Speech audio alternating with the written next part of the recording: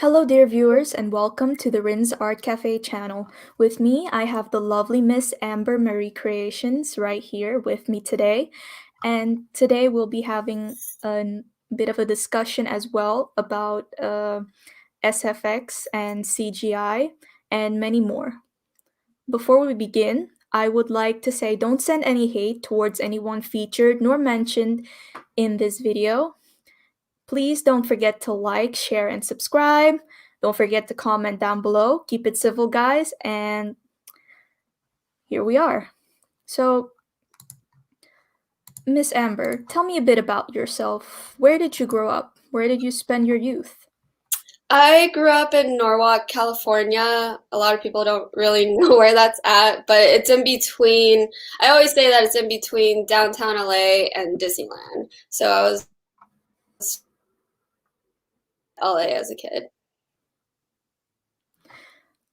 And then yeah, been doing creative stuff my whole life. And I got into makeup, like makeup and creature effects when I was in high school.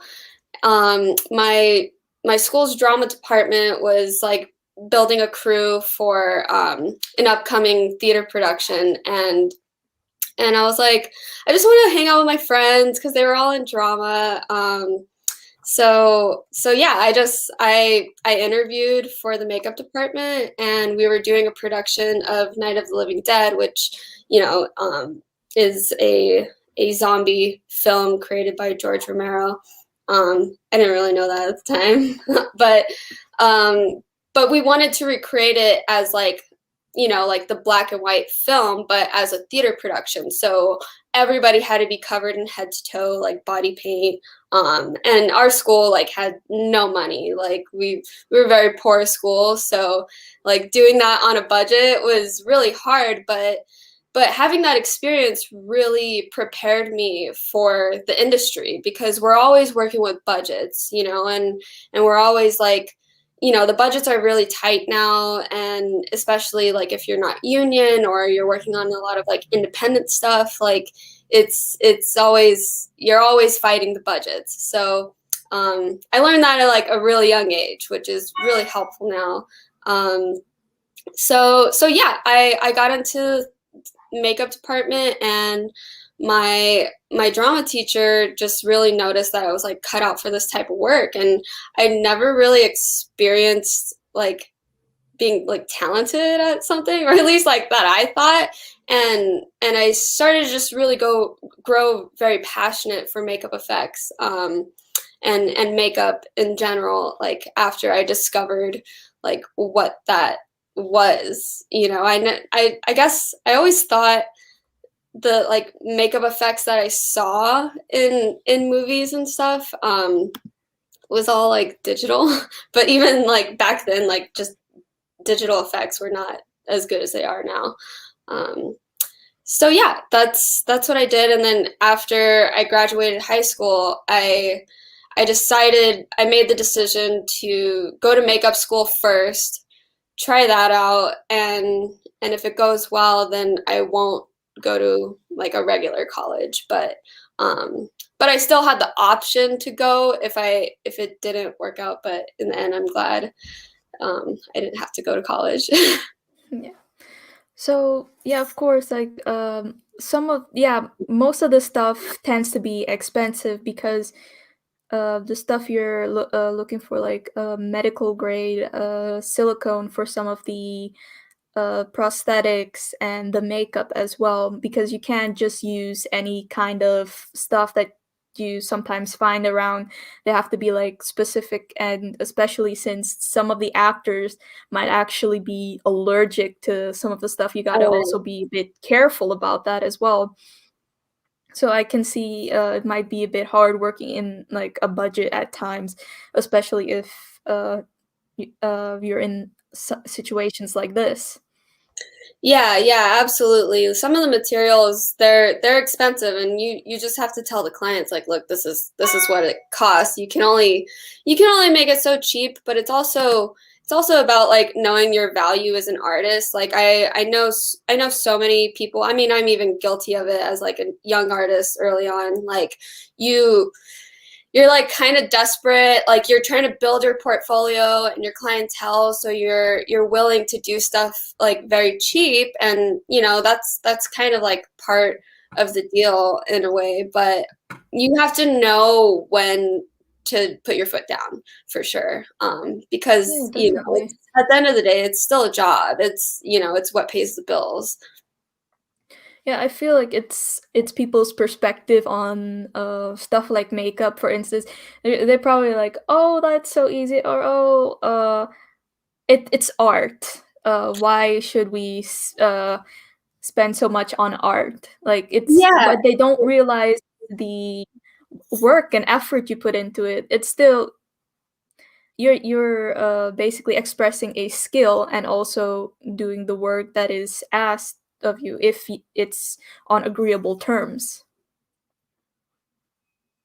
Yeah, absolutely. Like, you know, sometimes people, like I haven't gotten this much, but I know like some people will say like, "Whoa, your rate is expensive." And it's like, well, like some people have been doing this for almost 10 years. Like you're paying for the experience. This goes with like all types of creative jobs too, you know, like you're paying for the experience, the resources and materials that they have, and like professionalism, like all of that. So it's like you just gotta like they gotta pay for it, you know. And then like sometimes I'll get a quote for something that I'm gonna pay somebody for that's like out of my profession.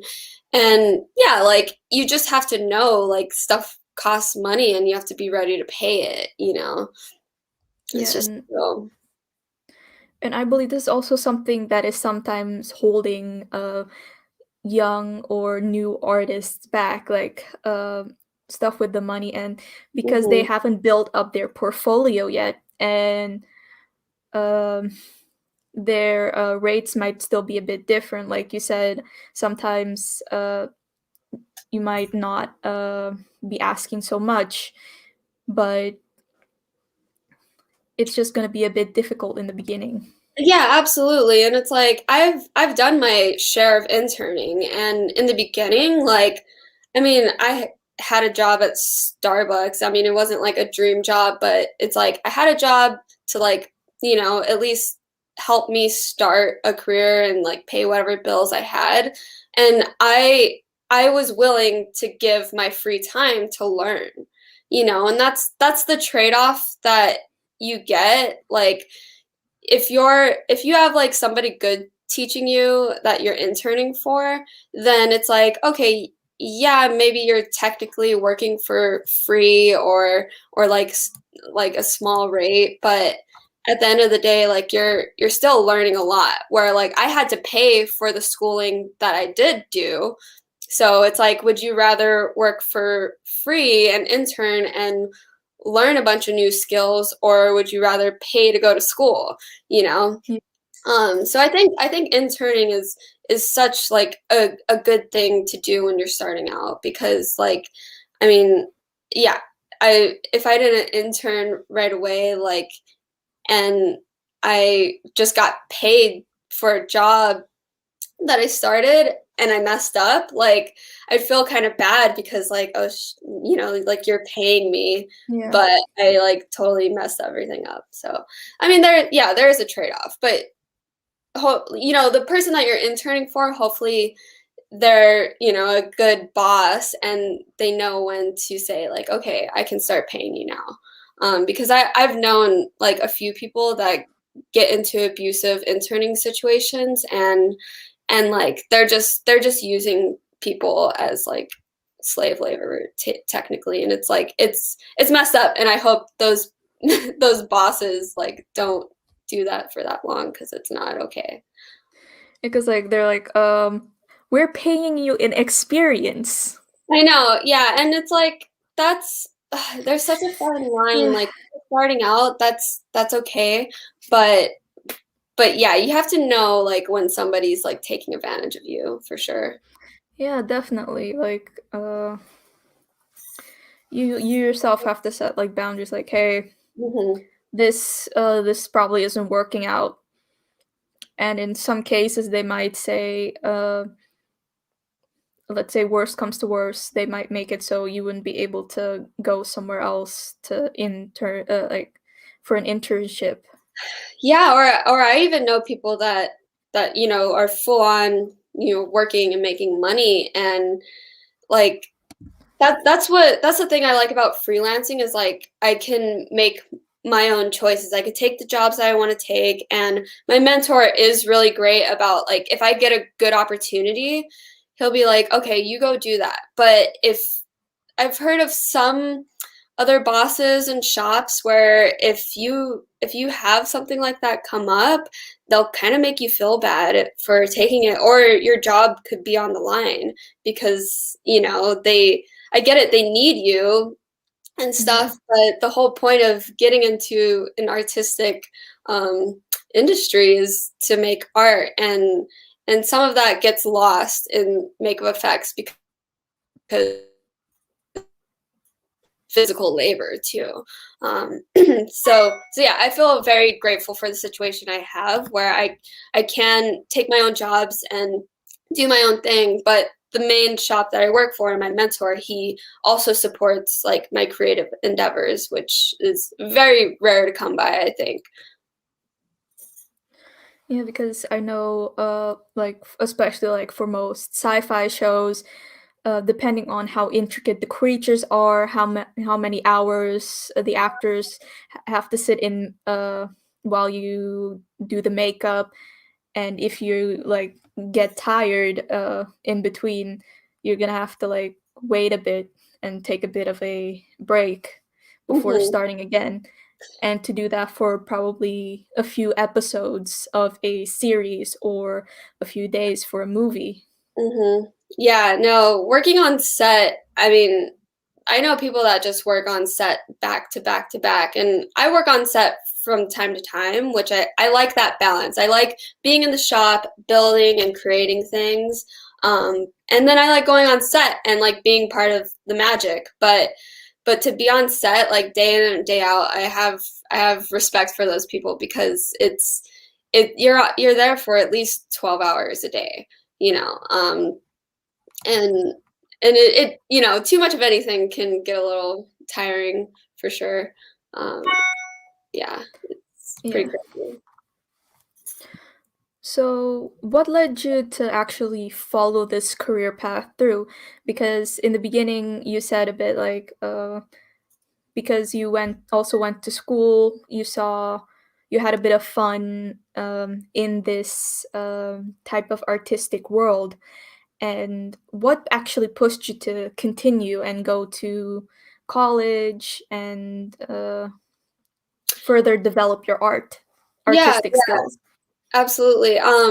So during makeup school, like we start off doing beauty classes, and I like that. I thought that's what I wanted to do more of. I wanted to do makeup on celebrities, which is a common like mistake that a lot of makeup artists have going in, because it's not just about that.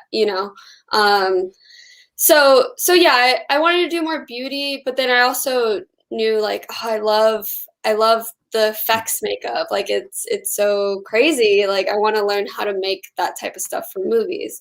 Um and and the beauty thing went like good, but I noticed like more of my strengths were definitely in special effects, which gave me a lot of confidence as an artist. Like a lot of my teachers and people that were teaching me and my peers around me said like, oh, this is really cool. And then now I look back at the work and I'm like, oh god. It's awful, but it's like I was just starting out. But like um for the time, like the hype and oh the yeah, work you had put into it, like it yeah, just made it better. I was And like, this is pretty good. So yeah, like my teachers really encouraged me. Some other people that I was interning with, besides my mentor, like just getting those opportunities kept building my confidence. Where I was like, okay, like something's telling me that I should do this. And then yeah, like the solid one for sure is my mentor. He really like helped me see that like there's so much to I mean, makeup effects is a mixture of different mediums and stuff like that. So you really could take that knowledge and put it toward anything for sure. So yeah, he really encouraged me and helped teach me a lot of stuff that I didn't know, or they taught us in makeup school that wasn't the industry way of doing things.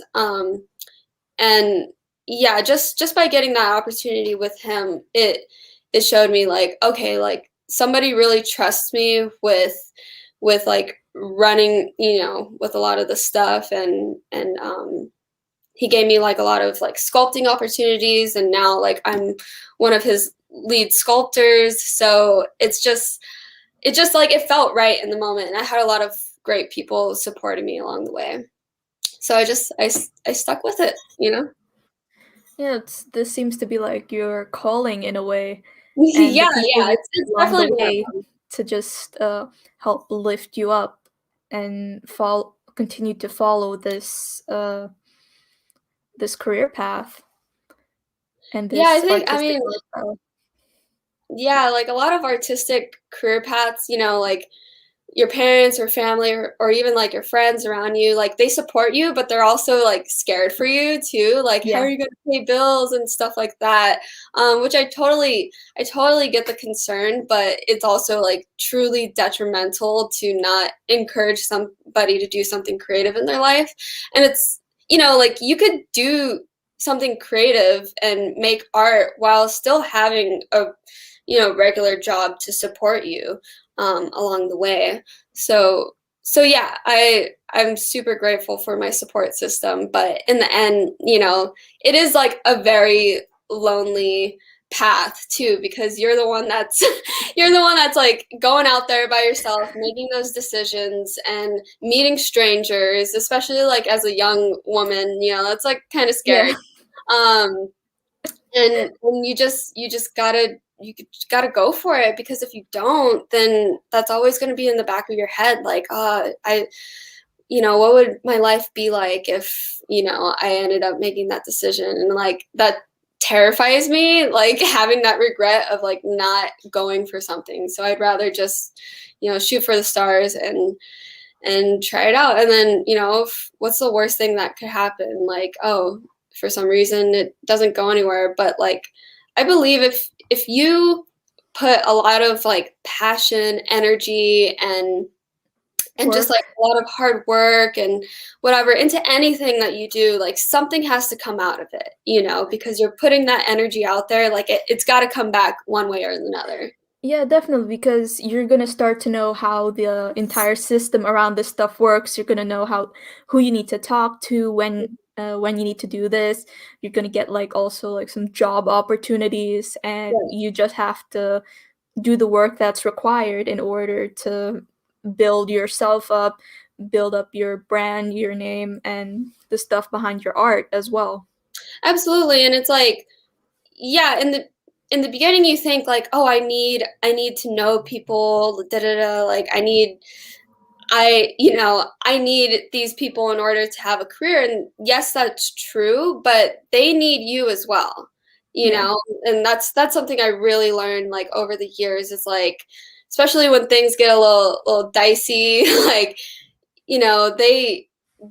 sometimes they need you more than you need them eventually. But I'm thankful to have like a really loyal list of clients and people that I work with, and like that I trust that they'll come back, or that they're going to refer me to somebody else. but Yeah, of but course. yeah, you just got to like stay confident and trust that it's gonna go somewhere, and it'll always keep coming back as well. Unless, you're a Mhm. difficult person to work with, then that might Yeah. screw things up. Yeah, that might like especially like with the communication, which is like an important aspect Yeah. that you need. Yeah, you can probably be the best at your job, but if you can't communicate between the people you're working with, then it's just going to make things more difficult. I Yeah. actually related a lot to your situation because I'm also like a bit of like an artistic person, Mhm. but I'm afraid to go down that path because of what you mentioned before. Like it in the beginning, it's not that stable, and I do believe if I were to put in more hard work and effort, I will be able to get more out of it. But because I don't really know much about this world, like Hmm. artistic, yeah, the art world, I'm a bit unsure. Yeah, it is very confusing because you don't know. You're like, who's ever gonna pay me to do something I like to do, you know? But it's out. What kind of art do you do? Actually, I do a bit of everything. Like, I experiment with everything, but the most what I really love to do is like usually draw portraits of people. But I also experiment with making puppets, sculpting, SFX makeup.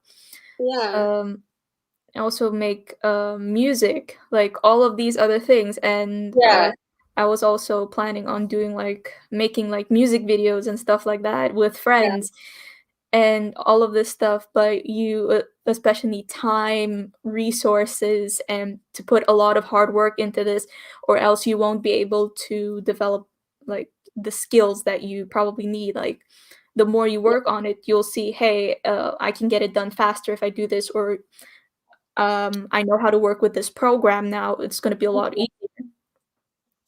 Yeah, I think like definitely down the line, like either somebody's gonna recognize the thing that you do and say, "Hey, like, could you help with this?" And that's usually how it would go with me. Like, or I would just look for listings like through my school or on Craigslist or Facebook, like there were small job opportunity listings that I would just go for. I'd be like, okay, well, I need to meet people, and I'm a very introverted person, so that was tough for me in the beginning, but now like it's just like I'm used to it. I'm used to just like reaching out, and now people reach out to me. Like I'm not really searching for the jobs, but in the beginning it's like, okay, what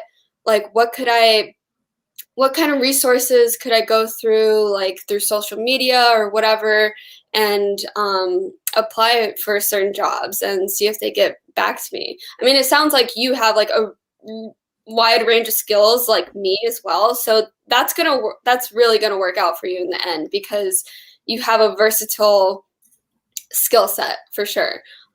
Where it's like now I've built a solid makeup career, which like that's my career. It's what I do now, which is really cool. And I can use it as my backbone to support all of my other like creative passions, like music and stuff like that. And I know those paths will cross at some point too. And Yeah. my mentor, he taught me that as well because yeah, he's a makeup effects artist, and that's where he started off in the industry, but he's also like a writer and director, and those two paths really like crossed and helped, like the makeup effects career really benefited his directing career because of all the people that he met through that. So it's just it takes time too, which is the hardest part about it because you're like, Yeah. oh, I want to be there already, but you really just have to like stay in the moment and think of like what creative decisions can you make, like that are even like super small, that will help get you to the next step. Because if you're like working really hard and like the moment you're already there, you're like, what now? Right, Like, right. and that's why it's important to like continue with like what you also have like your small aspects as well that eventually will cross together. Because like then you'll continue to keep working and keep learning to keep adding to your skill set. You're not just gonna be like, okay, this is it now, but you're just gonna Right. continue. Yeah, and in the beginning, like there there were like a lot of different areas of makeup effects. Like I did anything. I was like, yeah, I just want to help. Like I just I have like a good work ethic, and I just want to be a part of the crew and all of that. And I did that for years, but now I'm at the point where I I'm more confident like getting to choose what I want to do. Like I don't really want to work with chemicals anymore. I've done that like for years, and it's definitely like a necessary part, but I'm okay with passing that off to somebody else that is looking for the opportunity. And now I can just like, okay, I just want to sculpt or go on set and apply the makeups, or like run whatever job that I have going at that time. So it's nice to finally be at this point, but it did take, it like from the point that I graduated, I think it's been like 7 years now. So it took like at least 5 years to get to that point where I could start deciding what specific aspects that I wanted to like hone in on and like get better at too. Yeah. And especially now as well, SFX has been getting a lot more popular throughout the years, and stuff is like more available like commercially. Have you seen like stuff that you like to use? Like you mentioned working with chemicals before, but I think because of like the high demand, s- um, the stuff for the SFX is being made a lot more commercially available, or some Mhm. stuff is being improved, or people are coming out, or like businesses are coming out with newer material. Have you seen that evolve or change along the way while you've been working? Yeah, yeah, absolutely. Yeah, 100%. The materials have improved a lot. Like, I mean, like I wasn't around in the 80s, but like silicone was like a very new thing. So yeah, we definitely use like a lot more like advanced materials now, like silicone. But back then it was like just latex and alginate, and we still use all of those things today. So it's great, like now that we have the choice, like okay, like the stuff, like all the old school supplies, we still use like nearly with every job. But we can think of how we approach jobs differently, like okay, like maybe we could use this material, or maybe like this material's cheaper and it's just as effective, so let's go with that. And even like some of the prosthetics that are available to the public, like there's this company called Out of Kit, and they these prosthetics that you basically just peel and stick on the skin, which are super easy to apply. They look great. And the guy that developed them is like I don't know how he makes them. They keep it a secret, but there is a way. Maybe we'll find out in the future. um, but yeah, like there's new materials developing all the time. It's everybody's always trying to come up with the next like $1 million idea, because sometimes like this job is very time consuming. So if you could come out with that one product, or that one gadget that like helps save Saves you up on time. time or money, like people will buy it instantly, because like that, I mean, our job is based off of materials and like tangible items. It's not like we're strictly working like in a software, on a computer, unless you're like doing a lot of like 3D printing or like design work and stuff like that.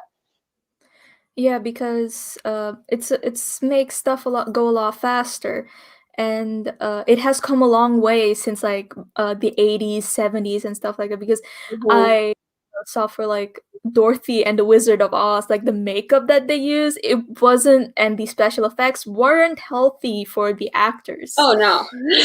No, no, no, no. Like the stuff that we did to actors, in those years, like I mean, like the stuff is still like toxic now. Like you're working with like alcohol and paint, and there's still a lot of toxic stuff, but at least like what we put on actors now is a lot safer. And Yeah. um but yeah, like the stuff that, I mean, in all sorts of filmmaking aspects, like the stuff we used to do back then was like totally dangerous. And I'm glad like things have become safer, and people really fight for that on set, because like some tragic things have happened to people because of that, not having Yeah. like set safety.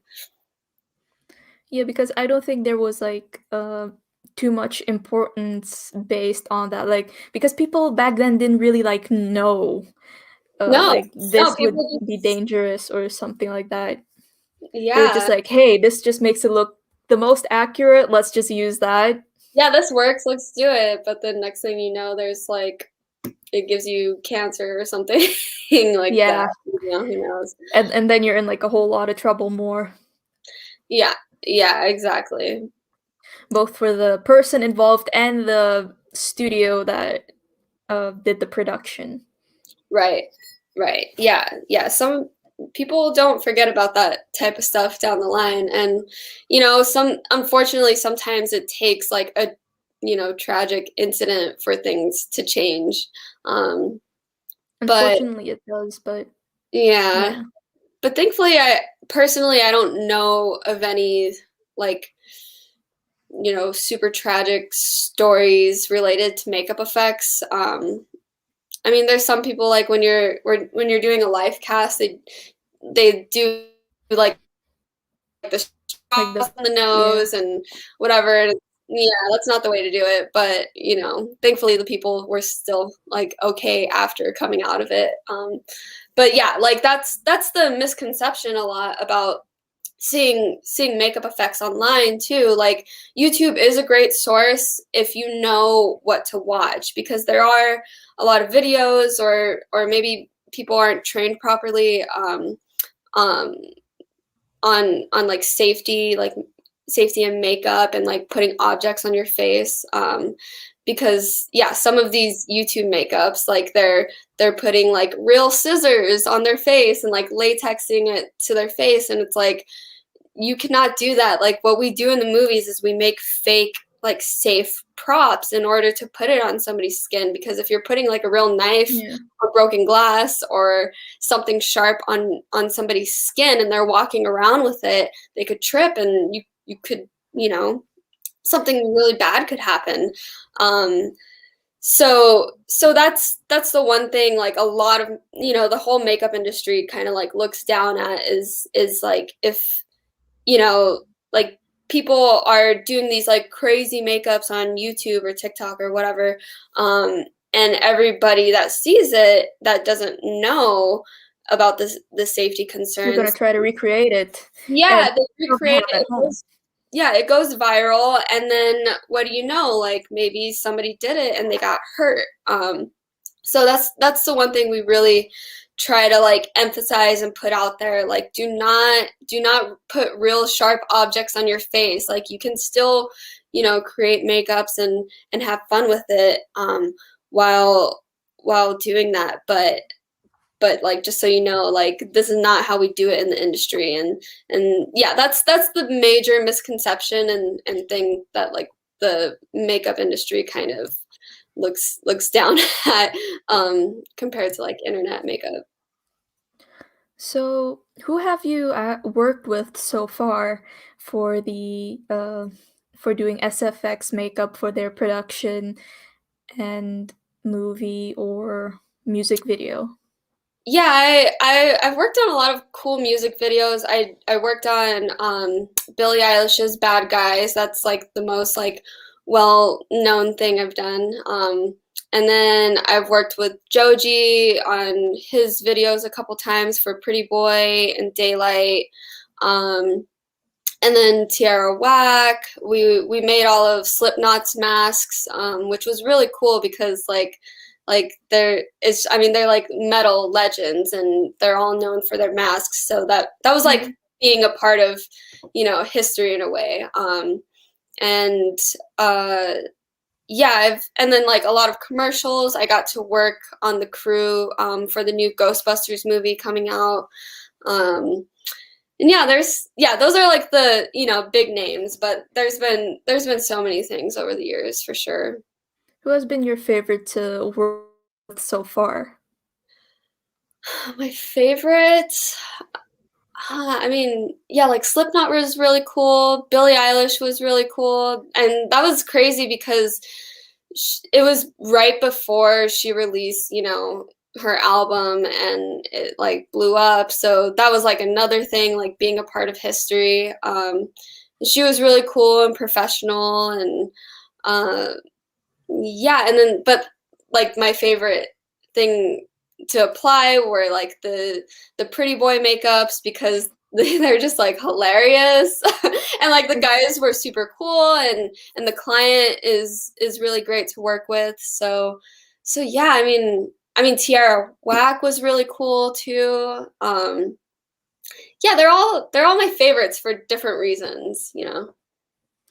Yeah, like I like the how you say it? Like the Botox, Oh the yeah, like plastic surgery prosthetic. look. Like Yeah. it looked accurate. And Yeah. yeah, I And believe people in California look like that, right? Like because plastic surgery is like there are some, I'm more sure. common there. Yeah, that would be hilarious if they were just walking around everywhere. But yeah, plastic surgery is like a big thing. It is getting a little more natural now, but we wanted to make it look like, they went A little wild. bit more exaggerated. Yeah, yeah, yeah, definitely. Yeah, those fun just because like the guys that we did it on were like super cool. It was like a super small crew because when we filmed Pretty Boy, it was like right when COVID started, like, like a month Yeah. or two after. And that was like the first time of like me doing a makeup on somebody since like the pandemic like was in full swing. So I was like, should we even be doing this? This is crazy. But everything was safe. Like everybody got tested and we yeah, we were all safe and it was like a super small crew too. So um, it was as safe as possible and nobody like ended up getting sick. But yeah, like those were so much fun. And then we didn't really have a plan. We knew we wanted palm trees somewhere, so we drove to Malibu and just kind of drove around with them, like filming. It was super fun. Like I would totally do it again. Yeah, like other experiences you had like this on set. Was this like one of the few experiences you like went around with the crew, or were there different locations for some of like the makeup? Yeah, like Pretty Boy, like there was no like actual set. We were just kind of driving around with a VHS camera. So that was fun. But then like the Billie Eilish thing was like filmed at a house and we were just like set up there. There were no like locations around or anything like that. But then with the same client, I worked on a Rich Brian video and we were just like running around downtown LA during Cinco de Mayo, and like people were like partying in the streets while we're trying to shoot like part of this music video. So yeah, that's the thing I love about this job is that it's always different. But you got to know what to be prepared for because if you're not prepared to be on location and hopping around, it's like you're carrying your kit with you and everything like that. In a way, and it's an adventure every time. Oh yeah. Yeah, yeah, absolutely. Yeah, I like it when we like drive around on location and like smaller crews and stuff like that. Just because like I don't know, there's like a certain kind of vibe to it. Yeah, and especially with Corona, I believe like this type of stuff has become a bit more difficult because it's more like uh close contact. Oh yeah, yeah, definitely. Like it's a very intimate job. You're literally in somebody's face. So yeah, when Corona hit, like the whole makeup industry was just troubleshooting different ways we can, be as sterile and sanitary as possible and safe as possible because like two people are at risk because you're so close to each other, and especially in the beginning we didn't really know a whole lot about COVID and how to contract it and there weren't vaccines and it was really scary in the beginning but now the industry especially like the union has started back up and people a lot of people I know have been working like constantly so and we haven't gotten shut down since I think October so it's been pretty safe and most sets like especially like full on sets they have like a designated person to take care of COVID related stuff, like temperature checks, all that sort of thing. And I think that's what's really helping like it stay safe. Because I know, especially if you're gonna be working this close with like people, you're gonna also have to do like the tests as well to see if you've been infected or not, and if you're Yeah, clear, yeah. you're good to go. Yeah, I was heading up a movie like in August, and the pandemic was still pretty bad here then. And when we had to get tested like every 3 days, I think. Yeah, but have you guys found any other way to combat that, like the this I whole mean, situation? yeah, it's just it's just the consistent testing, and then usually when you enter set every day, you have like a daily questionnaire if you've like felt anything. So yeah, it's all about communication and like being honest too. Like, hopefully nobody's like lying in the questionnaires. Yeah, because you can have people that don't show any symptoms at all, and they might Yeah, have it. yeah, and that was the scary thing.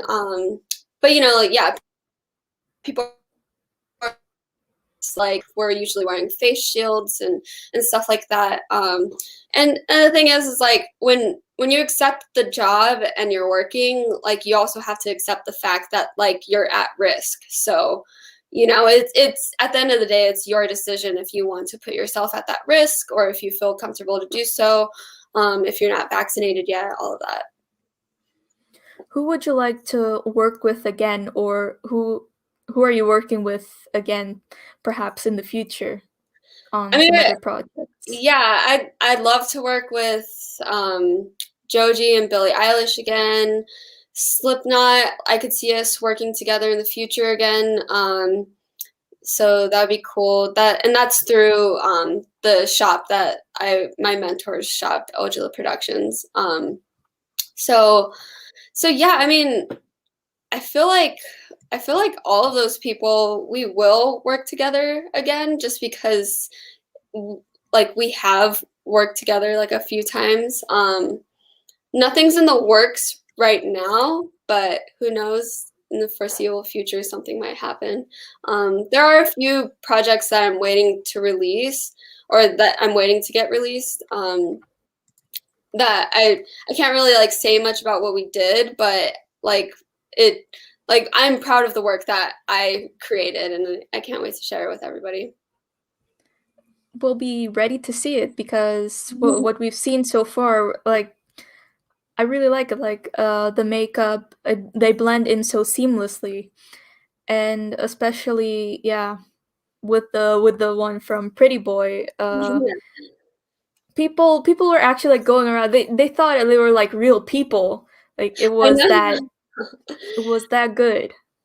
Yeah, So and like this, I think the video that Showboy released, he like it went viral on Facebook. It got like millions of views, and now I've like seen it in memes and stuff. So it's just hilarious just watching like, oh, that's like my work. And then I don't know if The Weeknd was inspired by Joji's videos or anything, but then we see like he did like a whole like botched prosthetic makeup for Save Your Tears and like his whole album release. So, and then I saw some like fan art with Pretty Boys and then The Weeknd in there. I was like, oh my God, it's so cool because the guy Mike Marino that created that makeup on The Weeknd, like his work is just like flawless. So I was like, that's kind of a compliment, It's nice. yeah, that's actually amazing. I believe people thought it was like Joji and The Weeknd were like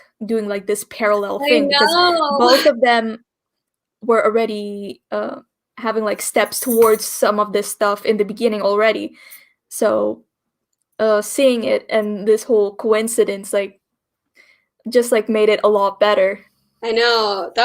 I would love to see a collab with both of them because they're both just like amazing vocalists and musicians. And there's even like I think that song Faith by The Weeknd, there's a part in there that sounds like Joji, like he's singing, and I was like, is Joji in this? But he's not, and I was like, I could totally see a collab with Yeah. the two of them. I mean, they've worked together before, but Joji was Right, more of like like he did some other stuff behind the scenes right, yeah, he for the probably like filming. did Yeah. some producing or something like that. Um, Yeah. but who If knows? I I mean, remember correctly, it was Party Monster or something like that. yeah, yeah, I remember like reading something about them like actually working together. So who knows? We might see a collab We'll have to sometime in the see. future. Yeah, yeah, definitely. And perhaps they might also need some more SFX in their videos. Yeah, yeah, 100%. I'm always down for it. I love working on music videos, and it's one of those things where like the budgets are usually like really tight, and there's no time either. That's like the other big thing about this career is like you'll get approached about a job, but then it's like, oh, we need it like next week. And this stuff takes time to build, and like Yeah. you have to allow time for like mistakes or like bad runs of stuff. It's like it takes time to really get like the thing you're creating. But like I love music, and I just enjoy working with musicians and on their music videos. So it's like I'm always willing to like try to make it work if we can make the budgets work and it's something I'm into. Like I like music videos for sure. And not to mention, like before you have like the final look, you're gonna have to do some concepts first and like a couple of sketches as well to run it through, see if the people you're working with like it.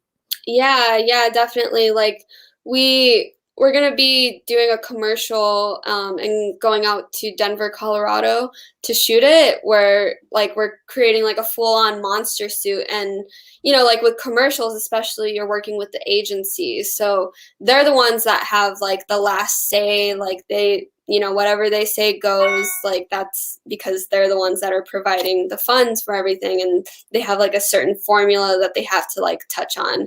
So like there's been so many different designs of this creature and like just little different changes of the details, but also like what we're capable in that amount of time with the resources that we have. So it's like, yeah, it's all about communication and relaying all of those details to like your designer and then like the production company and then the agency, because everybody has to be on the same page too, because you don't want to create something and then like one of those parties is like, wait, why doesn't it look like this? And then that's just the Yeah. worst feeling in the world, because you just worked really hard to get everything done, but not everybody will understand that. So Yeah. it can be tricky at Like times. for them, it's just gonna be like it doesn't look like how we want it to look, and Yeah. to get that look right, like you're gonna have like more meetings, more time.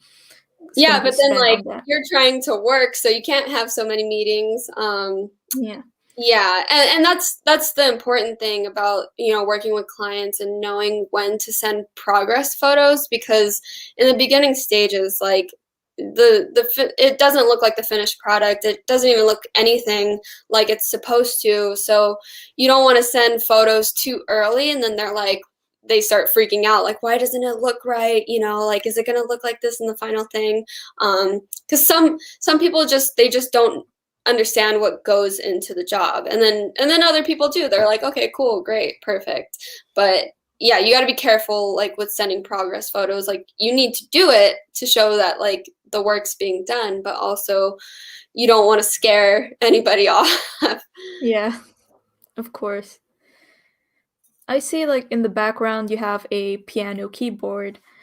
Do you Yeah, have any other hobbies that you like to do? yeah, I mean, I'm a cook. Like I love cooking.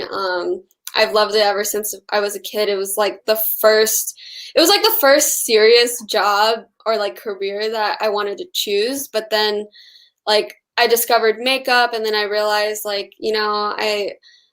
could be an amazing cook at home and still pursue all these other artistic things that I want to do.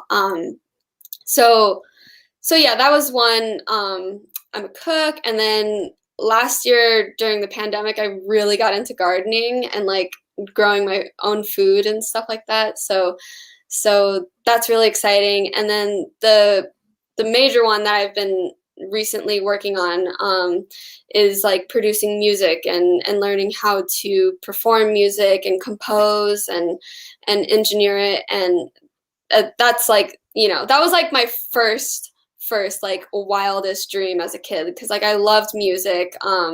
I wanted to be like a pop star or a rock star or something, and but like that just sounds like silly kid stuff. And you got to choose like a real job Yeah. or whatever. But that's why I feel so thankful that I have a solid career in makeup, because like I make like a pretty good like wage to support a hobby like this that can also turn into like living out my dreams again.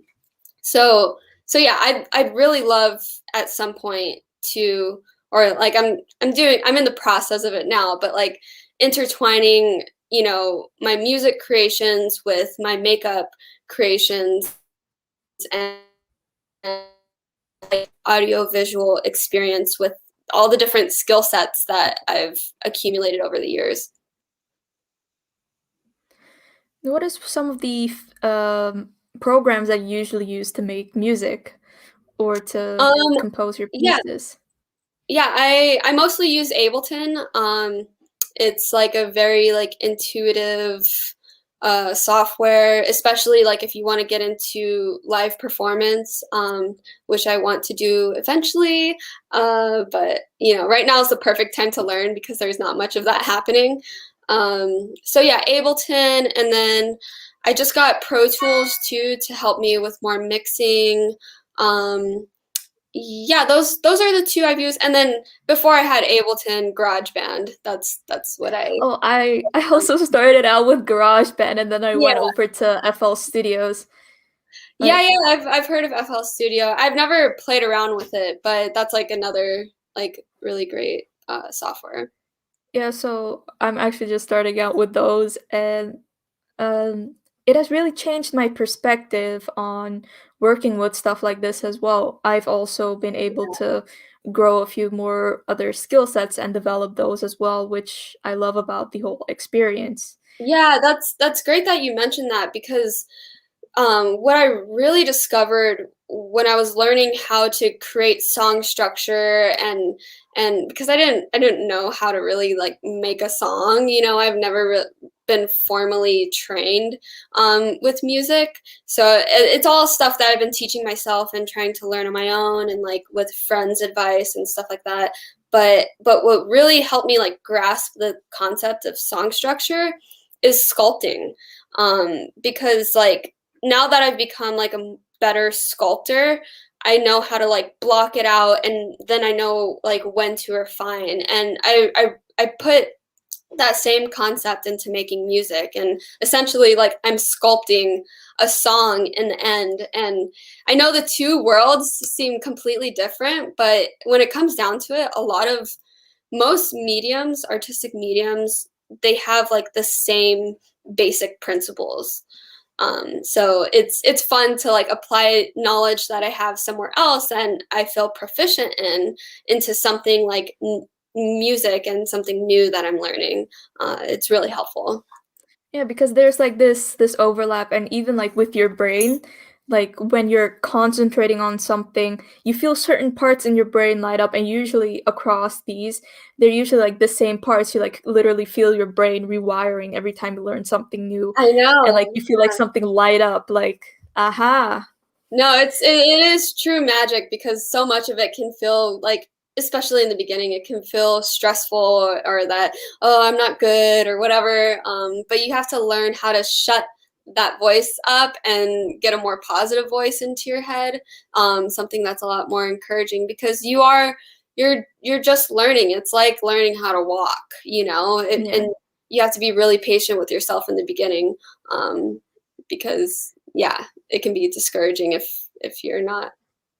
And the more you work with it, like you feel like things open up in a Yeah. way. Oh yeah, 100%. You're like you're like, I recognize this now. This is so familiar. I know how to use this. Yeah, once you get to that point, that's where you start having fun. Because it's taken me like a couple years to even, to get Ableton and afford that, and all, get to those steps. But like what really helped me actually is I took this. Do you know Andrew Wong? Um, Yes. yeah, I took his course, his monthly course that he put out, and that really helped me just like streamline my music production process, because like he breaks it down really well, and then you're held accountable because you have to like do the assignments and create a song, and then you have like a peer group that can talk to, and they give you advice, and it was like a really positive experience because nobody was really judging, but they could give, constructive, Criticism. yeah, constructive criticism, without anybody like getting offended or anything, because we're all learning. It doesn't have to be something so serious. Um, so yeah, that was really helpful. And then yeah, there's like some other like Ableton live courses, or just like um, software courses that you could take that are like affordable too, because it's like I don't want to go to music school just to learn how to use a software, because it Yeah. all adds up, and you want to put that money toward like your gear and stuff if you don't have to like pay for all these expensive courses. Yeah, and especially now since I'm starting out, because I'm still in college, like not Mm, college, university, like I sometimes get confused because like US and like my school system, like it's a bit different. mhm. So now that I'm in university, I haven't really had much time to work with like these courses regarding music, or to think about what equipment I need to get. But if I get some more free time, and I'll know exactly what I need to do, and especially since I already know like the people like Andrew Wong and a few others who have these courses on YouTube, I can use my free time and work on those more. Yeah, yeah, absolutely. See, the interesting thing compared to like the makeup tutorials on YouTube, where a lot of those, I mean, those are fun, but it's not an industry standard. And I don't know, I could be wrong about music too, but I've really learned that the YouTube videos related to music and just, I mean, you just go down the rabbit hole. There's like so much there that has been really helpful for me too, and it's free.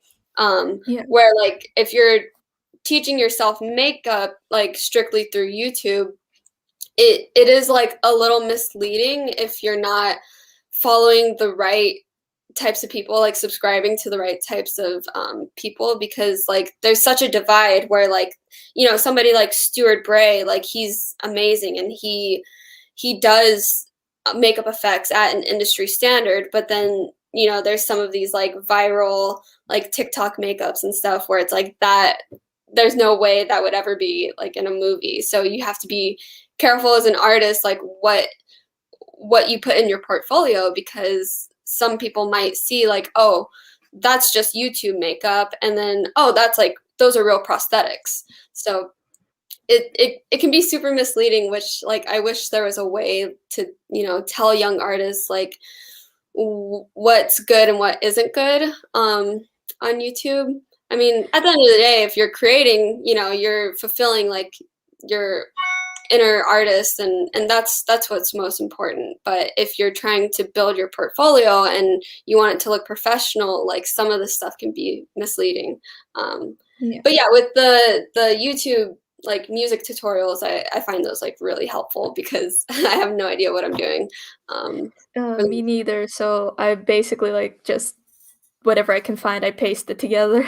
Yeah, and see, that's the great thing about music is like it doesn't have to be like so correct where I've had to let that part go of myself because in makeup effects, like if you don't have you're mixing chemicals and if like the measurements are off and they're not correct and like everything's so practical and has to like work chemically and mechanically so right, um where like that kind of like hurt me like being a creator, because like I always like thought like what's right and what's wrong. Like I didn't allow myself to make mistakes, but with music you can make endless mistakes and it's okay. Yeah. Where if you make too many mistakes with makeup effects, it can get very expensive, quickly. Expensive, messy. If Messy. especially if you don't mix the stuff right, it's not gonna dry, Yeah, and I it's mean, just gonna sit with a mold there, and exactly. Or it's like you could lock your mold and then you won't be able to open it and then it's a oh, disaster. So it's like you can make mistakes, but the consequences can be pretty harsh at times if you don't know what you're yeah, doing where I think that maybe that's like trauma or something, that I had to let go of when I was started learning how to make music because I was like, oh, like if I don't want to make mistakes, and it's like it's fine. Who cares? Yeah, yeah. So it's different. Like you get more room for mistakes, which also help you improve as well. But you also mentioned yeah, yeah, a you also mentioned you wanted to do something with culinary, like yeah, cooking, and was that your second career option? Like you're thinking of, hey, I might want to be a professional cook someday, or was it just something that you just liked doing? yeah. Well, like I grew up mostly like with my grandparents cooking. Like my grandpa was in the Navy, so he cooked like pretty much like like Navy food. It was a lot of beans and ham and stuff like that. So it wasn't very healthy. And I I started watching all these like cooking shows like Chopped and whatever else on the Food Network channels. And I was like, whoa, there's like so many more ingredients and vegetables. And I wanted to learn how to eat healthier, but like on a budget too. And get creative with the stuff that I had in my cabinets and um so yeah, I just started experimenting with that and I just grew passionate about it and I loved cooking and like baking and stuff like that. So yeah, I think I was probably maybe like between 10 and 13 years old when I wanted to be a cook, but then I also like just didn't want to spend my life in a kitchen all the time. I mean, I still do. Like I'm always cooking, but like I didn't want to dislike cooking eventually. So I figured like you know what, I could do that. I could do that every day at home and enjoy it, and also make room for all these other things that I want to do. Yeah, of course. And I also saw you having your own garden, actually. I know that some stuff usually doesn't really grow in California. So, what were you able to grow in your garden? Yeah, I grew in the beginning, I grew a lot of like greens because they're really easy to grow. So I had like two different types of romaine lettuce. I had kale, um, herbs, tomatoes. I had tomatoes. What else did I have? Strawberries. The strawberries are coming back to life now. Actually, like, there's a lot you can grow in California, but like once the summer hits, like that's where everything kind of goes to sleep, because stuff like dies off and it's just like way too hot. But then there's stuff like peppers that thrive in the heat. So yeah, I had like banana peppers and this other variety called Sugar Rush Peach, um, and like bell peppers, pimentos, jalapenos. Yeah, and then I had squash growing. Yeah, all different kinds of things. I have a banana tree, but I haven't gotten bananas from it yet. But hopefully, maybe this season. Yeah, probably it will. Like, there used to be like this species of banana that actually died out because of a mold, like some sort of fungus, Huh. and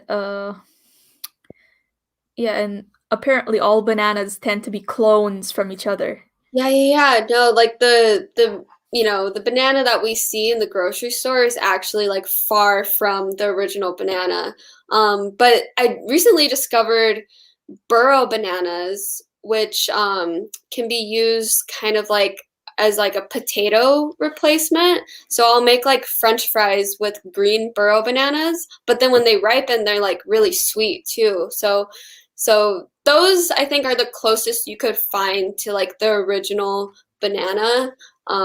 They're super good. I love them. Give me 1 second. Yeah, no, My laptop battery is draining, and yeah, okay. So, oh my goodness, like the light is reflecting, and I have oh, like a green screen behind me. It's yeah. Um, is the burro banana like a plantain? yeah. So when Oh, it's green still, it's more like a plantain. So I'll like fry them in oil and like make French fries, and they're like my favorite. I much prefer that to like having like starchy potato fries. I mean those are good too, but if you want something a little healthier and have like more nutrients in it, like the burro banana fries are so good. So you can then that's what I love about them. It's like they're a two-in-one. You can use them as French fries or like a potato type of thing or plantain. But then when they get really ripe, they're like super sweet. So you can put them in smoothies or like banana bread or whatever. like I know some of them, like if you boil them when they're like a little bit ripe, and they have like this different type of flavor. It's like still sweet, Yeah, but it when you like mix it with stuff like sweet potato that you boiled, and you have like some fish as well, and you yeah. have it like together. It's like a different flavor. It's really good. Yeah, I'll have to mix them with sweet potatoes sometime. Sounds good. Yeah. Yeah, 'cause there's like that like sweetness to them. So like learning how to like season those maybe with cinnamon and like a little bit of salt or I love it. Like cooking is such a creative thing. I love it so much. I feel that it's another aspect of art as well. Oh yeah, art is all around us, like, and that's the thing. I recently, I don't know if you've heard of the book The Artist's Way by Julia I Cameron. I think I have it I right may have here. heard of it. Here, yeah, I like recently did this book where okay. I recently did this book and like anybody who is creative or has wanted to be creative but it's something that they, let go of for whatever reason, I highly recommend it because I think it's so important for every single person to do like something creative. It doesn't mean you have to like pursue it as a job, but like every single person has something creative inside them. And if you don't fulfill that part of you, like it can You feel really, empty. yeah, like when I'm not creating, I get super depressed and like I feel so lost. So I have to constantly be creating something or like even just practicing or something like that. So if people deprive that part of them for so long, like I don't know, I feel like it can cause a lot of like mental health problems, Yeah, because possibly. it's supposed to be an outlet for you. Like if you have It like is. issues that you're dealing with, the art helps you, and it also like has an effect on your brain as well, and like some of the pathways that your mind makes when it develops memory and Yeah. skills. Like, it's to keep all of that healthy, and if you're not expressing it, you could end up, like as you said, making yourself more depressed. But then we also have, as my friend Don here mentions, um, creative art block. Yeah, yeah. So that book, if you're dealing with block, like I never really considered myself a blocked creative, but it turns out I totally was. So, I mean, I honestly just recommend following that book. Like I've tried so many things to become more productive, and that was like my main fault right there, because it's like it's not just about putting out content. In the world we live in right now, it's like very content based. You always got to be putting out the next new thing, you know, and I think that can be very hurtful to artists, especially young artists, because it's like what's the connection that you have with your art? And it's about enjoying the process. And I know that sounds super cliche, but until I went through this book, like it really helped me strengthen like the spiritual connection that I have with my art. Um, so yeah, definitely recommend the book. Like I can't recommend it enough. I feel kind of crazy like telling everybody you need to do this. Cuz she talks through blocks and she teaches you how to get through it, but like it's in like a gentle process. You know, like it's not like, oh, you just need to work super hard. It's more about getting in touch with yourself and you know, nurturing yourself as a person and also an artist, because a lot of that just gets so deprived, you know, throughout your life. Or some people, I think, you know, when you're a kid you have all these like wild dreams and things that you want to do, but once we become adults we kind of let go of that inner child. And I think it's super important to hold on to that, like as you become an adult, and to be a kid still when you're an adult, because it's a much more fun way to live.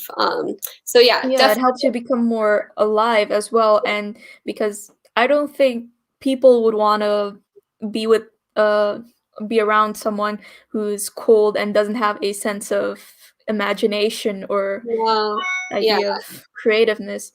I was like at a point where I literally wanted to drop all of my stuff related to art and to also stop talking with artists and creators like I'm doing right now, because Hmm. like I was like, so I don't know, I felt like I wasn't going anywhere. But it's not because I wasn't doing like the stuff, it's because I felt like I'm probably not working well in some of the stuff I could be working better in. But then I like thought of abandoning this everything just to go do that, and that is not a healthy mindset. No, no, it's like if anything, you got to do more of it. Yeah, I can't recommend that book enough, especially yeah for people that are blocked, or if you are an artist and you just want to become more productive. Like I'm not gonna lie, like my job. I mean, like being a makeup artist, I was working like in 2019. It was job after job after job. I was working nonstop, and I was like, I just need a break. Like I'm beginning to dislike my job. Like I wasn't a very happy person to work with. I didn't feel happy. Like I was just like, you know, I wanted to learn how to make music, but I couldn't. I was working way too much and I didn't have the time to put toward it. And people would ask me like, "Oh, what's going on with your music thing?" And I'm like, "Ah, No. you know, like I'm trying, but I'm like just working so hard right now." And then COVID hit and I got my break. So, Yeah. like that's the thing I learned a lot through the pandemic, and then also through this book is like you have to nurture that artist and you have to allow yourself to have breaks and not be a workaholic, because I mean a lot of people in America just don't give themselves breaks, like, and they make work their life, where there's like so much more to that. So yeah, like the time that I've had and like gaining a more spiritual connection with my art really helped save that for me. Because yeah, I was definitely becoming jaded and thinking about like not wanting to do makeup anymore because it was just like I didn't enjoy it and I was doing too much of it, you know. Like you didn't have a balance at that point. You just did too much of one. Yeah, and like all of the work I was doing was cool, but it was all for other people. Where it's like you gotta fulfill that personal, creativity inside. You have to fulfill the ideas that you come up with because you're an original artist too. And like being a makeup artist just became a job rather than, like creating art for the sake of creating art. So, and yeah, it's still my job and I still work with other people, but I think it's really important to, you know, fulfill those like goofy ideas that you think are goofy or whatever, or just like go for it. Make art just for the sake of making Just art. for yourself. And, yeah, and then what do you know? It like turns into something. Yeah, just to have that outlet is it's a beautiful thing as well because Hmm. you don't know what you're gonna come up with and you feel fulfilled and like there is something that you got out that you were perhaps dealing with and it's now a beautiful art piece. Yeah. You feel you feel at ease. Yeah, and there's like a sense of pride that comes with it too, because you're like, oh, I made that. And if people like it, they like it. That's cool. But in the end, like you accomplished what you set out to do. And like my biggest problem, I'll be honest, like as an artist, is like I feel like I'm not getting enough done, and then that gives me more anxiety, and then I don't get more done. so I really gotta like find that balance like of work and also like just like taking small creative actions toward whatever I want to do. And then I realize that's what really makes me happy and gets that creative momentum and gears turning. Those gears turning. Yeah, yeah, you got to. Because like once you stop, it's just like it can become like just you get very lost and feel like, oh, why should You're I gonna even have to do this? start all over again. Yeah, yeah. And sometimes starting fresh is a good thing too. Yeah. Because It it gives also gives you a different perspective. yeah, exactly. Don says he's been writing a script, but nothing comes to mind. So perhaps the book might actually help him out, like if he's like Yeah, I would just say dealing I with some would of just say the this book. stuff. I would just say the book because like the great thing that she does is that she she helps she helps like that those like we said like those creative gears turning. Like she helps you brainstorm of all the different things that you're interested and that you like to do, and then she allows you to vent about the things that may have hurt you down the line or like made you stop creating art. So yeah, I think it would definitely help give you inspiration or give you ideas because like that's the whole structure of her book is like listing ideas and like getting everything out. Like every day you have to write 3 pages just about anything, and that alone like has done wonders for me. Like I'm the type of person, or I'm like I used to be the type of person that would sleep in super late and like feel like I couldn't get enough sleep and I was super tired. I would stay up late too, but I was not a morning person. And then once I started her book and writing every morning, I became a morning person, which was insane to me because I was just not I didn't consider myself a morning person.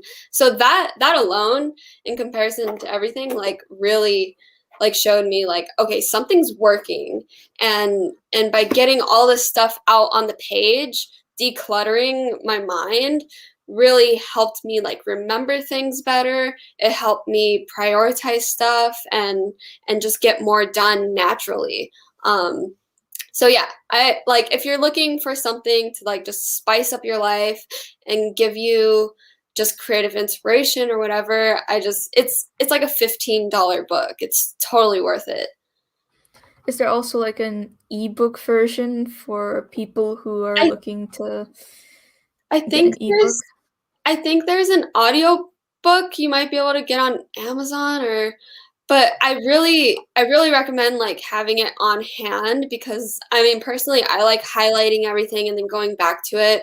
And then so basically it's like a 12-week course set up, and each week she gives you different tasks if you're able to do them, but the main thing is to write 3 pages every morning and then take yourself on an artist date, which means that like you just go somewhere that you're interested in going in for like an hour just to like fill your artistic well. um where like we're so used to like trying to put out so much, we need to fill ourselves back, with creativity and just nurture ourselves. And that could be as simple as like going to the park and like reading a book or something.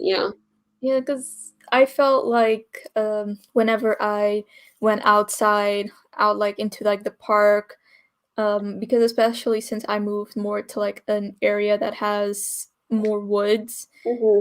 and it's not like a jungle where I used to stay like Yeah. close to. I'm also seeing like a lot of woodland creatures, which also have an effect on the way that I see things now. Because I also Yeah. found the whole woodland creatures thing very interesting. There are also like a few petting zoos around, so I do see that that has had a more positive effect on my creativity so far. Because in this, Yeah, in the way that definitely. I've usually seen more things, um, it's all about how much content can you put out in a less amount of time. Like it's not Um, like people still want to be like amazed, but they just want to have like that constant sense of gratification every time they see something new. And yeah. I believe that also takes away from how special um, something like the makeup, the art is as a whole. Like especially if you like let an audience wait, like it builds up anticipation. You're not just like zombie scrolling on Yeah. like So the thing the is like, internet. do you want to be an artist or a content creator? And sometimes the two intertwine, but it's like the beautiful thing about art is like, the process is 90% of it. The product, or even more than 90%, is like 99% of the product. The product is just something that comes out of the process. So when you're trying to rush the process, you're depriving yourself. You're cheating yourself just to put stuff out for other people. And yeah, you want other people to like your art and connect with it and all of that, but if you rush the process, you also lose part of that connection too. And then like I mean, but some artists might, I mean, they can put out art like so constantly, and like I have respect for that, because I feel like I just have to take my time. And it's what I enjoy too, because my job can rush us so much, from production. Like there's barely any build time on anything. Sometimes you're rushing on set to apply a makeup that you said you needed 3 hours for, but now you have like half an hour. So now, like when it comes to my personal art, like I want to set deadlines and have like a schedule just to keep myself on track, but in the end, like I want to enjoy the process, and whatever comes out of that, like we'll see. Like it might be cool. I'm sure it would, but yeah, I I can't be rushed when I'm making my own art, because it takes out the fun part of it. And especially with some elements as well, like when you're sculpting and you have like a mold and you're filling it with like silicone, and sometimes it takes like a long time to cure Oh depending yeah. on what you're using. Like you can't rush that. You're just gonna get like something out that's half baked.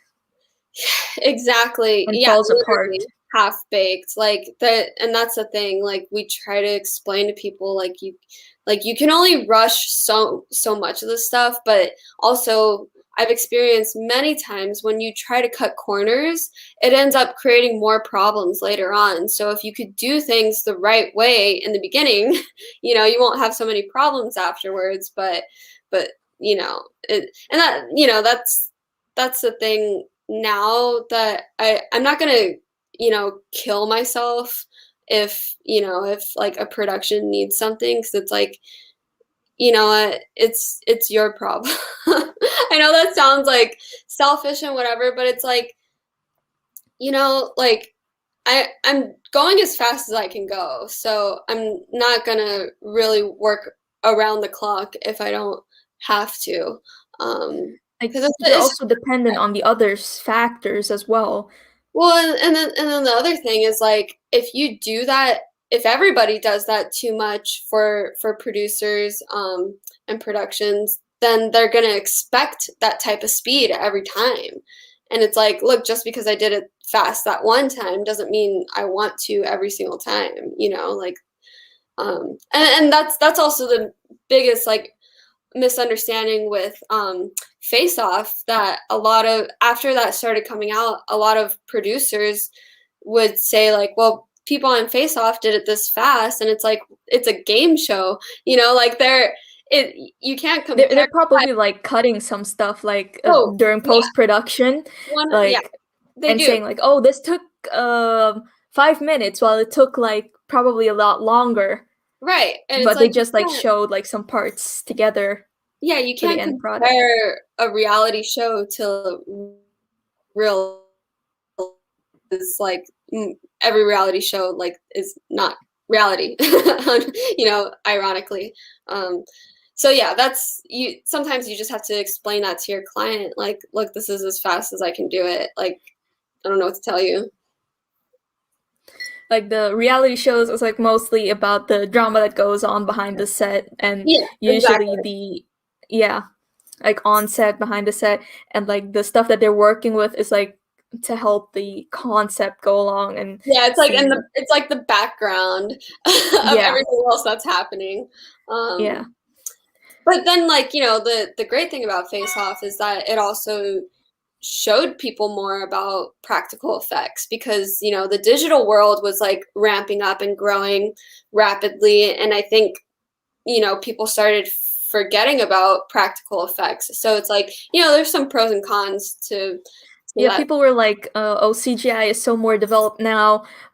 It's a lot cheaper. We don't have to use SFX or stuff like that." Yeah, But I but feel then, that that takes away from some of like the special stuff that SFX and puppeteering brings along with using like these creatures, the yeah. makeup, and all of that that it adds that Well, I and it's like, actually fell in love with. I don't know how much cheaper it could be, because some of these movies that you see, like once it goes through like the credits of all, like the CGI team and like the visual effects teams, usually there's several different companies involved in that, and like I mean it there's no way that it could be cheaper than like practical effects like at that capacity. But then there's some points where, like, we're working on a production, and we're talking with VFX, because like there's some things that are just quicker to do with visual effects and aren't really necessary to do fully practical, because they're just as effective. So it's all about finding that balance, Yeah, because like some people were like analyzing some movies, like they like make videos on YouTube about it, and they were like they saw that there were a few things off. I remember one about Jurassic World where they used both puppeteering and CGI Yeah, for the special effects, and the whole idea behind some of the aspects were like what you probably mentioned before was perhaps blended in, to make the creature look a bit more realistic. You have like the weight from the right, puppet, and to help the actor be focused on working with the puppet. right. But sometimes like they go a bit too overboard with the CGI and just cover the entire thing where it Yeah. doesn't look as realistic anymore. So I think that it has to do more with like the directing that goes behind it, like Yeah, because especially both people like do their best to create what is asked of them, but if like the communication isn't there, some things tend to be a bit off as well. yeah, definitely. And I guess especially with bigger movies like that, it also depends on like, what the distribution company wants and what they think will sell. And if they think, oh, we need more CGI because it sells better, then they're gonna go that move because they're trying to make money. Yeah, I don't really know because like we work in pre-production and then during like principal photography on set, but like we never really knows what happens in post-production. So it's kind of a mystery to me. I'd like to know like why that happens sometimes because there have been several times where like we'll do some pretty good makeups and stuff, but then or like puppets, like that other people create, like, okay, like I know they created something cool, but then they cover it up with CGI, and it's like, what was the reasoning behind that? Like, did they just not like the look of it? Did it need more life, or was it like the distribution company? Like it, I don't know. I'm really curious, and I'd like to know just so like, okay, is there anything we could change on our end to save so much work from CGI and VFX, and then we can keep that integrity of like both parties?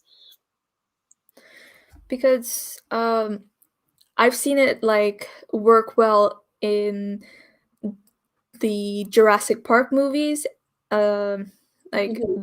the earlier ones, and Lord of the Rings actually, where for Schmeagol, they were using like a puppet to help like with the shadowing and stuff like that. So when they Yeah. actually brought in the CGI, it worked together a lot better Hmm. during Definitely. during the shots, and they started noticing that um, at a certain point they stopped doing that when the CGI was like getting a bit more advanced, and for some reason it looked a bit off compared to the earlier movies. Yeah. Yeah, maybe, yeah, it's like it probably started becoming more advanced and they thought, oh, let's just use more of it. But then, too much of it can make it look pretty, it's just like it's too digital, especially like when you have like your digital character in the same, shot as your actor. And it's like, well, I could tell that's a real person, but then this is like digital, where if you do a mix of the two, it can kind of like help relate. Blended. Yeah, exactly. Like people will like forget like, oh, this movie had CGI. I didn't really notice it that much because you like it also has to do with the physics, I Yeah. guess, because like the programs are getting more advanced, but I'm guessing the more that's worked with puppets, like you learn from the whole experience, like for the creating of like these programs. Yeah, yeah, definitely. I mean, yeah, we'll see how things evolve down the line too. Yeah, there's so much new technology coming out. Like I'm sure they will nail it down eventually because it's still like a really new thing. Um, I mean, like VFX. I mean, they were doing like really like cheap VFX in the 80s, but like it's nothing compared to like right now. Like we just saw Godzilla versus Kong, and then you watch the Godzilla versus Kong that was made in, I don't remember what was that, like the 50s or like the 70s or something like that, and Uh, it's like completely yeah. different. It's like there's like, okay, the old one is just, you could tell it's just two guys in a suit and it looks like super crude and like not that great. But then like the new movie that came out, it's like, whoa, it's like it's just crazy that these are supposed to be the same characters because like they started out so differently, and then here they are like these like insane like CGI monsters, but they look so good too. Yeah, like the way it evolved, the way it changed. For some reason, I'm also more of like a Mothra fan. I'm not sure when it happened. I'm guessing it's because of like, yeah, I watched these movies growing up, and to see like the puppets, the special effects evolve, and to see it now as CGI, like it's a lot different. Yeah, For yeah, me, it's again a different experience because I like the way that the older stuff moved. Like it was probably absolutely. a bit crude and uh Yeah, or it's like you look at like the original King Kong and it's like, I mean, it's so good. Like, and that was in the 30s, and it it looks like a little rough, but I think that's like the charming part of it too, that like, okay, like they did this like that long ago and it looks pretty good for nobody knowing how to really do makeup effects at that time. like it So still yeah, holds up. yeah, I think there's definitely like, a charm and there's just something special about older characters like that in movies.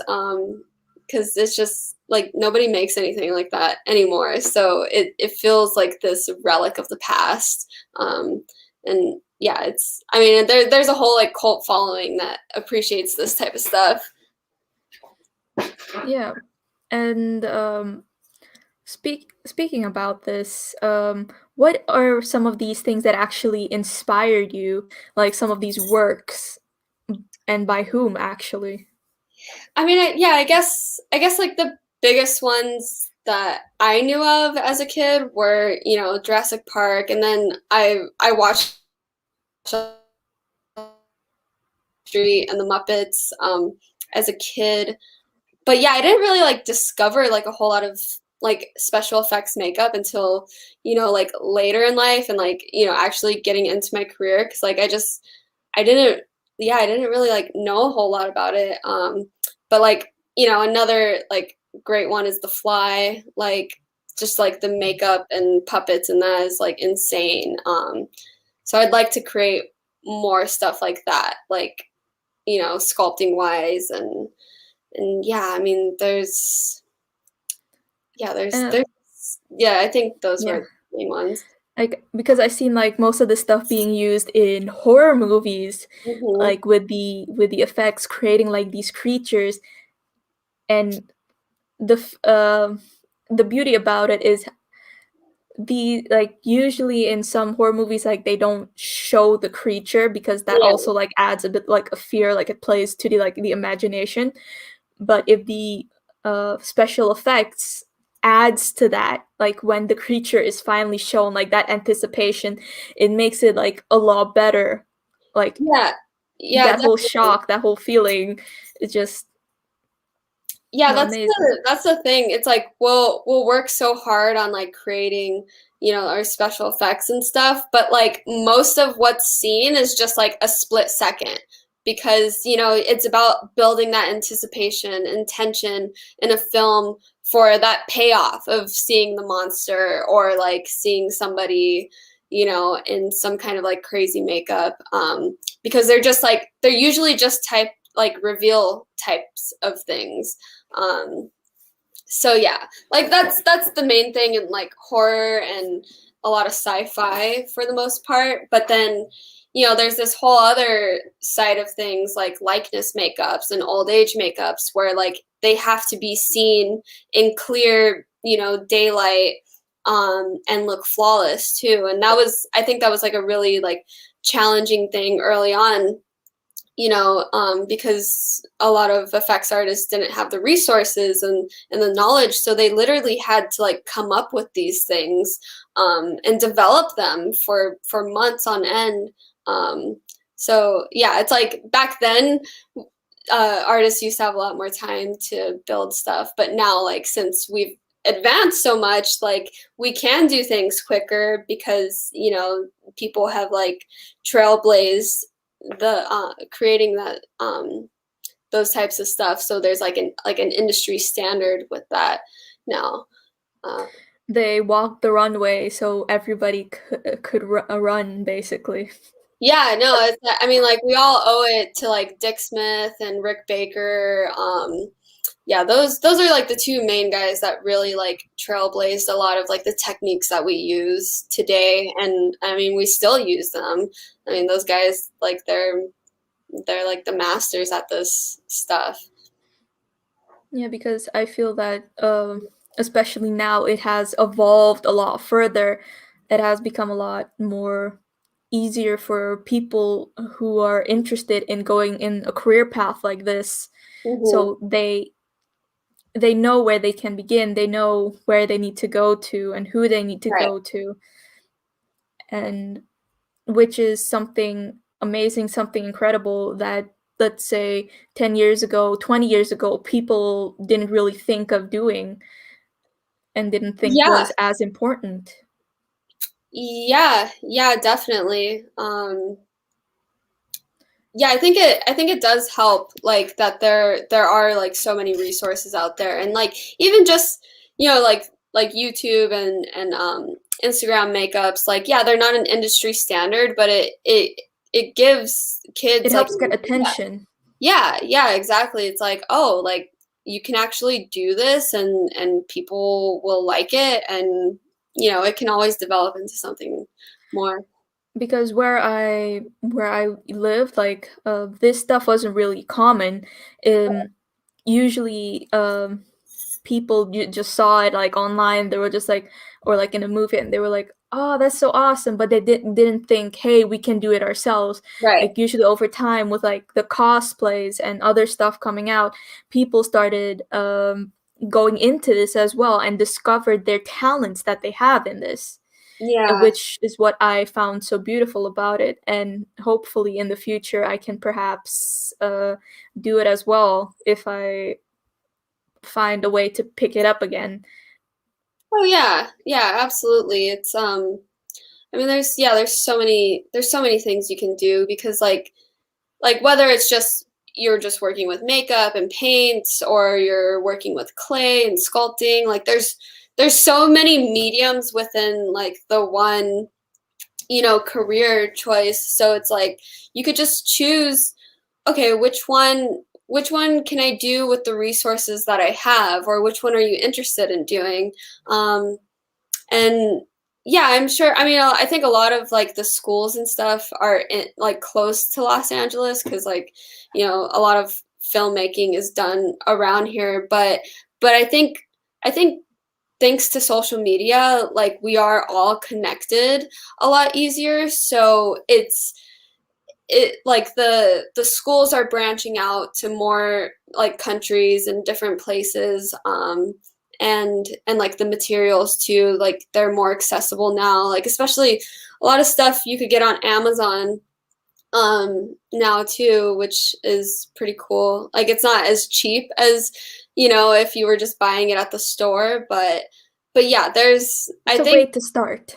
yeah, I think like over time, like the everything will become more accessible to people, and but like also it's about doing research. Like there are a lot of like special effects shops like all around the world. It's just about knowing where people are located and reaching out to them to see if they have like internships and stuff like that. Yes. So, for anybody who is wanting to go into a career path like this, do you have any advice or something to say? Yes. So if you want to start, um, you know, getting into makeup effects and you want to be a makeup artist or a sculptor or whatever, just start building your portfolio. Just every day, like try to make something. It doesn't have to be your final thing, but like practice, practice, practice, practice. Especially like if you don't have an internship or like a job opportunity. Like building your portfolio and your kit, because eventually if you want to apply makeups on somebody's like film or something, you're going to need your own kit, so you got to start like collecting materials and investing whatever kind of money you can into your kit, because those are going to be your tools in order to create. And like you have your kit, But if somebody wants something special outside of that, like you also need to know how to like budget for that type of stuff. So making sure you're charging for the materials and the labor to make something, if it's, if it's something that you can't just build out of like your makeup kit. Um, so yeah, build your portfolio, your kit, practice, learn as much as you can. There's a lot of books and YouTube videos. The Stan Winston DVDs are really great because they're doing stuff at an industry standard. And I think there's like a subscription price you can pay that's like pretty affordable. If you want to learn how to like make puppets or make molds, all that sorts of things. Yeah, just like learn as much as you can. And, I guess right now it's kind of hard to network with COVID still happening, but there's like groups on Facebook that you could join where Or people like Instagram, Instagram, you like could reach out really, to. yeah, try to like network, get yourself out there, build your portfolio, and just like you're going to be constantly learning. Like I learn stuff every single time that I create, and that's the great part of it, which I love. Like, you technically never stop learning. You keep No. adding like a skill set to your toolbox in Yeah, a exactly. sense. And like you learn from other people, and like their techniques, because everybody does stuff, sort of differently. They have like their own things that work for them. So yeah, you're always going to be learning. Like people that have been doing this for years still say that they learn constantly. And I think it's important to always want to keep learning because that's the worst. That's the one thing.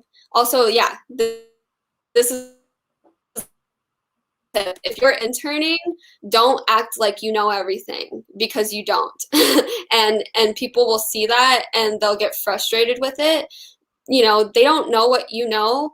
And just be honest with them about what you don't know, because it's going to make their job a lot easier to teach you the things that you need to know in that moment. Because yeah, that's the one thing when we have interns, like I cannot stand when people like think they know everything, and I can see that like no, like you're still learning and you need to learn the basics. So don't act like you know how to do everything. Because you're like, if I sense that stuff, you're probably not gonna come back, because it's also like an attitude. It's not just like, oh, like you know some things, but you have some learning to do. It's like if you're acting like you know everything, there's like a sense of arrogance for that, and you're not going to It's be rude.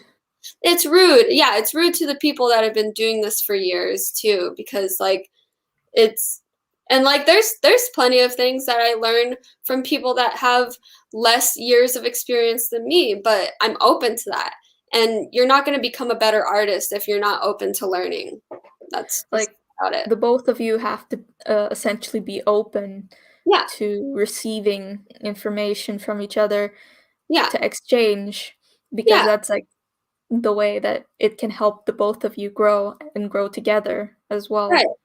Right, exactly. And it's like you also like if you're interning, like you need to be a good listener, because you're there to learn and listen to whatever boss is telling you about our job.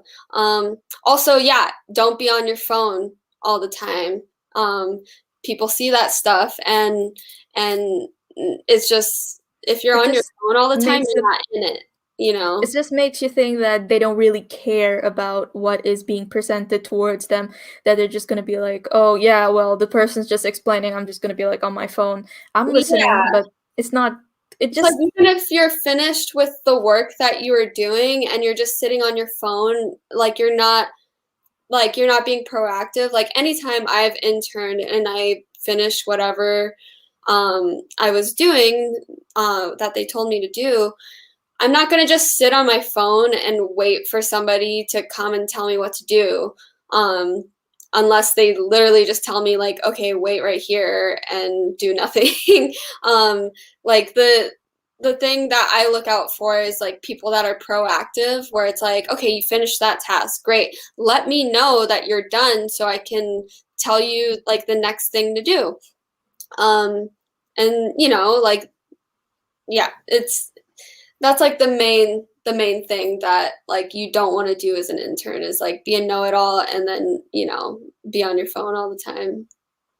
Like to give our viewers some a bit of like a visual on um because people see like makeup and they don't really know like what the price range tends to be for stuff like this, to like give us a bit of an idea what does it like look like roughly, I mean, like the it all depends. Like it all, you know, anything like if you're doing a makeup with no prosthetics, um, and you know, you want to make sure you get a kit fee, and these are things that you all need to determine on your own too, or like sometimes the productions will give you like, or they'll just say like, look, this is our budget. This is say, you know, we have like 350 for the rate for the day. That's 12 hours, and then we have like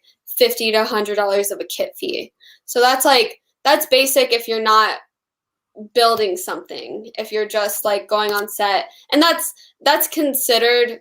I mean, once you have like the experience and you know years on your belt, like that's considered like a low to average rate. So, but like once you have more experience and and you know whatever value you put to your time, you can increase it more than that. But I think you know like an average, like a decent average rate is around you know 350. But like still like that's not it's hard to set a standard for that type of thing because it's like there's plenty of times where I've worked under that. And yeah, under that isn't under that rate isn't, you know, what I would work for now, but when I was starting out, I was willing to sacrifice my time and work for little to no rate so I could gain the experience. And you know, I like the people that I worked with when I was learning, they were learning too. And then later on, they came back to me and, you know, like I got the rate that I asked for.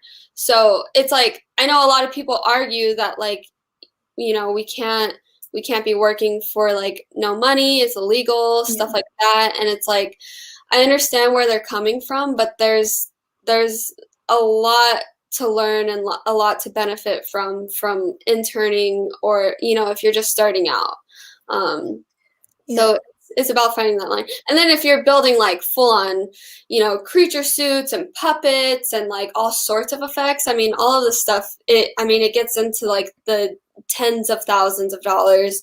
Um, I mean, because I know like for some suits it's yeah, like $2,000 and it's uh, like more. I mean, if you're mm, building like a full creature suit, it's like it gets into like the tens of thousands because like you have like a whole crew. It's the you know materials, it's the testing, it's like mechanics, fitting into like the actor.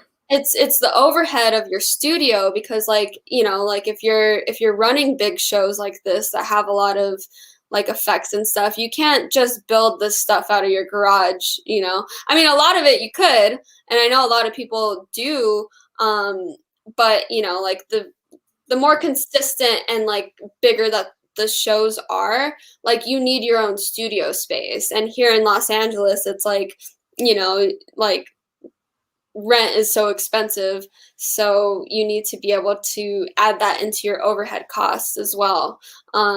So yeah, I think if you're budgeting for something, like you have to add up all the materials that it's going to cost, and if you have some of those materials already, you need to charge people the productions for them.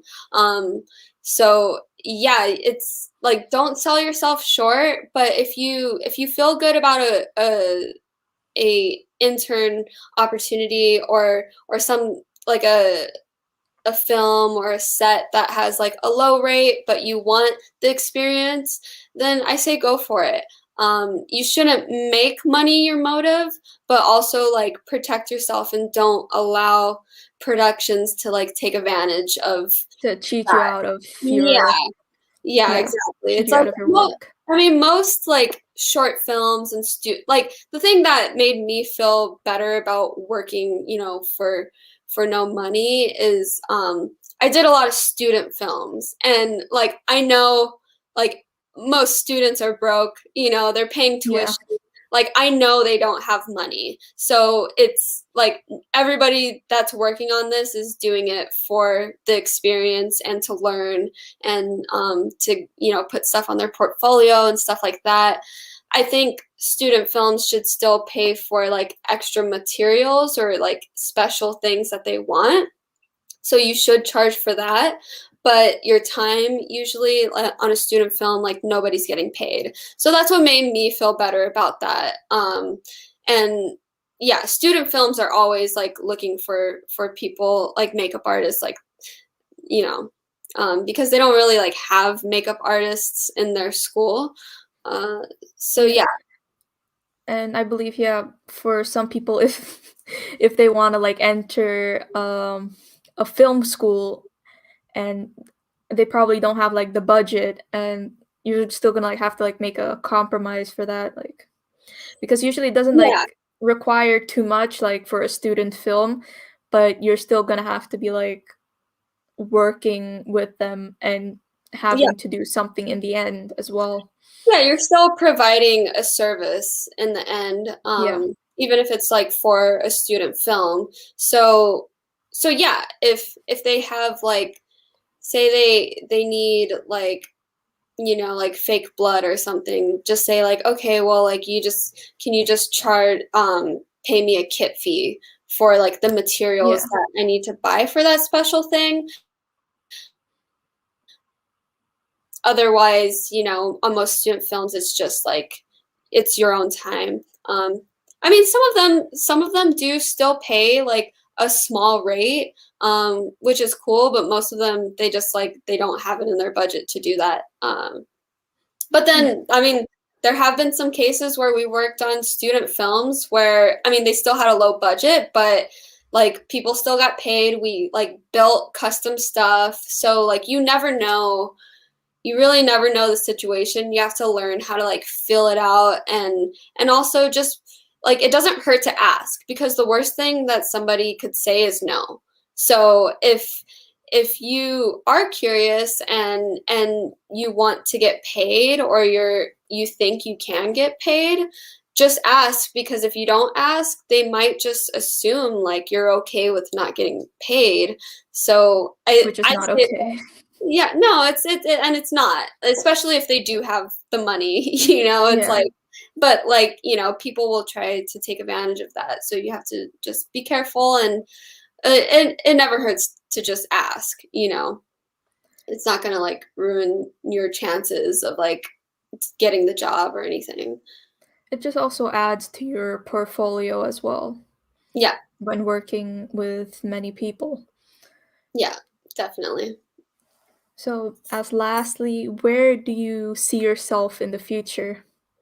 Where do I see myself in the future? I mean, yeah, it's hard to tell, but I see myself like doing more sculptures just because that's like what I enjoy doing. Um, I don't really see myself like being a part of the union, like the makeup artists and hair guild, just because I I have accepted the fact that I want to pursue more of my creative endeavors. So I want to find a way to integrate, both of those more.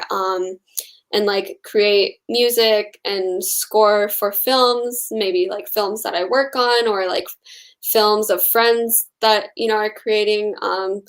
So it would be interesting to like do makeup on a film and then also like do the score of it, and then that later becomes like another source of income. So yeah, like I see myself doing that, but you never know where life will take you, you know? Yeah. But it seems that you already found something that you feel passionate in, Yeah. and the only thing left is to keep on growing and add to your skill set, basically. Yeah, exactly. And like also allow yourself to enjoy life while, while pursuing a career and, um, working and stuff.